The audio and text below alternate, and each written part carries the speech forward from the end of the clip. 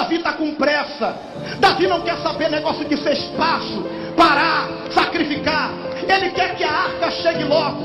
Então Davi vai inventar moda. E esse negócio de inventar moda é complicado, porque esse negócio de inventar moda, a gente quebra princípio. E quem quebra princípio é quebrado pelo mesmo. Davi não quer saber de dar seu espaço. Davi não quer saber de parar e sacrificar. Davi quer que a arca chegue logo. Ele está com pressa. E eu não sei se vai dar para você da glória. Esse negócio de pressa é um problema, porque quem está com pressa casa com quem não é para casar, faz aliança com quem não é para fazer aliança, abraça quem não é para abraçar, fica perto de quem não é para ficar perto, porque está com pressa. Davi está com pressa. Mas olha para cá, Uzá e Aiô